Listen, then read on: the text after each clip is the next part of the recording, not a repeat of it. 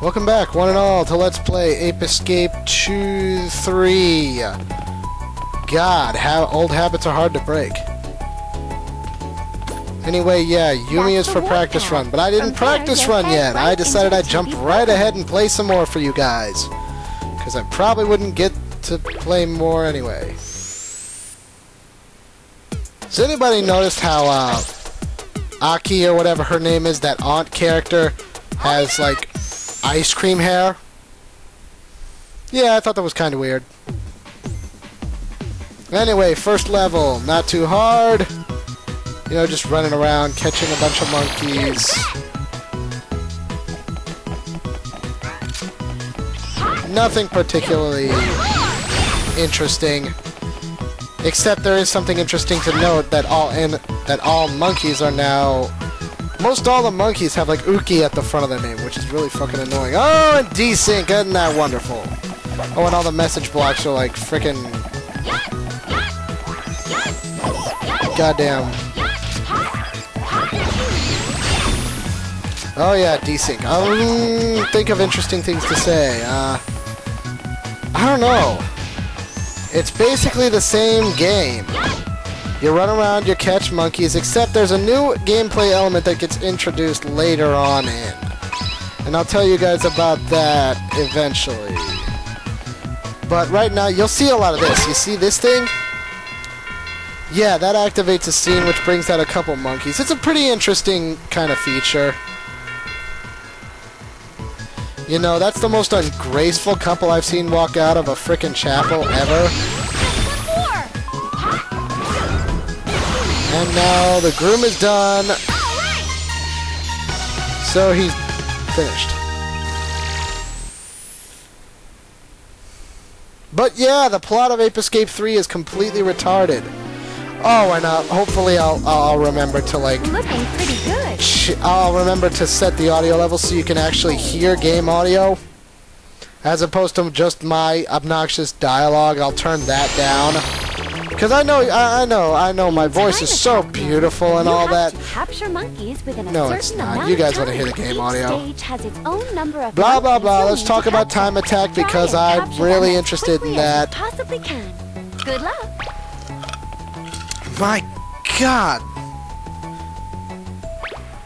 They just decided to go all Japan and hell on this freaking thing. Gadget. I'm going to warp over to I'm going to warp this over to you, even though you're right there standing on the fucking platform. You'll probably want to practice learning how to use it in the training room. I get the feeling that she's just kind of talking, that she just kind of talks out loud to herself because she gets lonely. And whenever something interesting comes on, she just rehearses the speech, like she's talking right in front of a mirror. She's practicing her speech for when Kay actually gets home.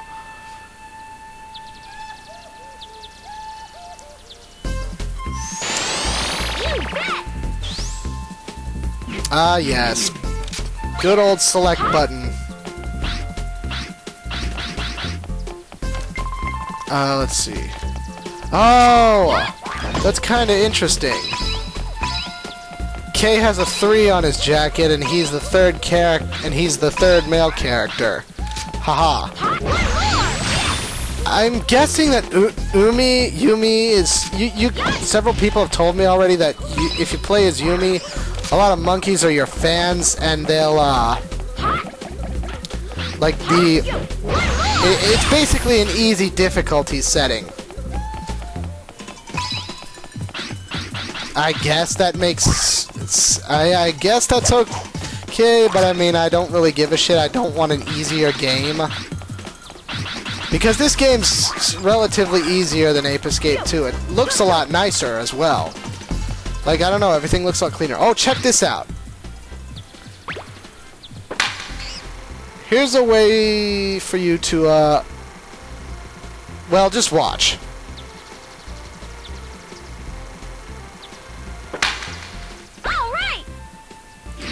Now you've got a new film that you can watch.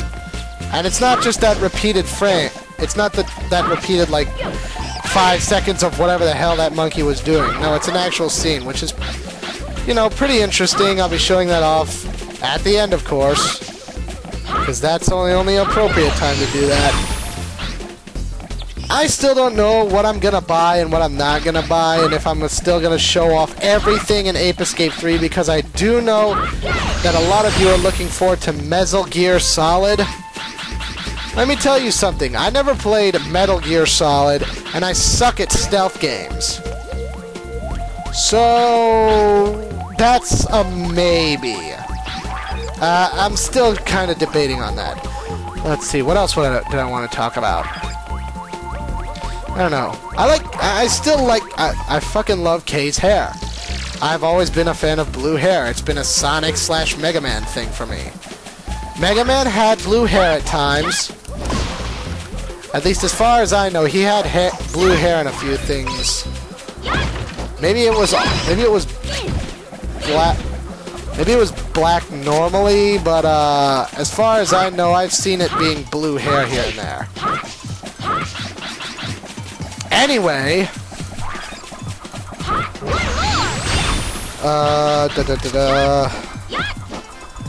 yeah, this kid's voice, it's not that annoying. It's kind of annoying, but it's not that annoying. And honestly, I don't want to play as Yumi because her fucking pop star whatever song is terrible. It's worse than Pink Monkeys. And that's saying something. Oh yeah, there's like monkey... You know that, you know how it said you could use monkeys to predict the future? Yeah, well you actually use it for horoscopes, and... That's...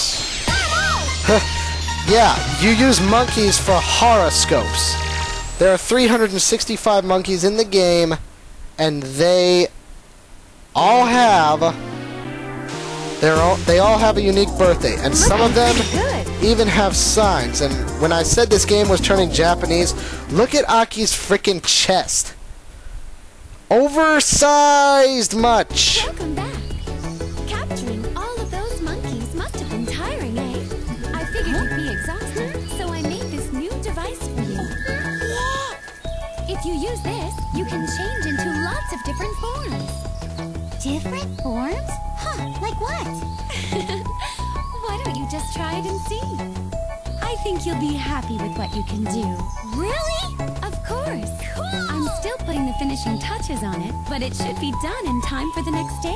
Huh? Well, I'll let you know what it will change you into then, okay? Yeah, so anyway, we just got the Morph Watch, so now we can change into different things, but she's going to teach us about it. And for the morphing forms, I will go into the Gadget Trainer for that, because really, I'm rusty on these kinds of things. I haven't played this game in a while. I think it came out in like 2006 or whatever. At least that's what Spectre's TV was on. Ta-da!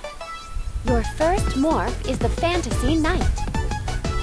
I'm entering the morph data for it into the Morph Gear.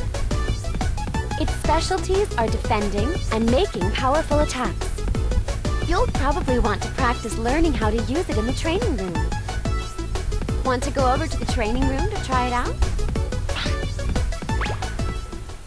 Yep, Aki is definitely far more pleasing to watch than Natalie. Yes, sirree.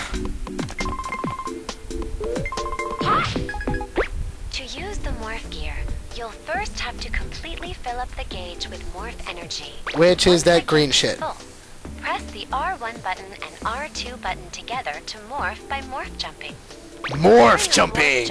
Tilt the left analog stick at the character. Go on, make all the Power Rangers references you want. You can only morph for a limited amount of time. If you want to morph back into the green item. So your morph gauge has to be completely full for you to transform. And then when you transform, you can move on. You can, like, I don't know, it's got... he's got a Roman numeral 3 on his frickin' cape. That's nice. I did remember that you could use your shield to block projectile fireballs and all that shit. Because somehow I remembered that. And here I'm just kind of fucking around because it's like, oh, it's monkeys. Let's beat the shit out of them.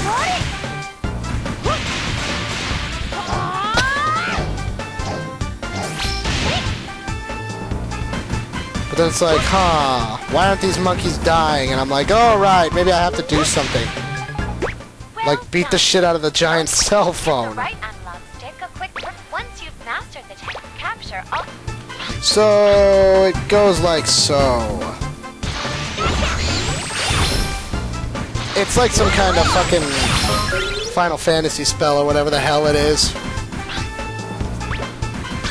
You know, you just sit there, you cast a spell arena, and whoop-a-dub-a-dub-dub-dub!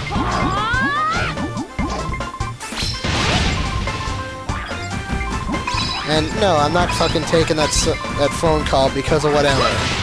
Anyway, it looks like we're getting to about the end of the friggin' episode. So, next time on Let's Play Ape Escape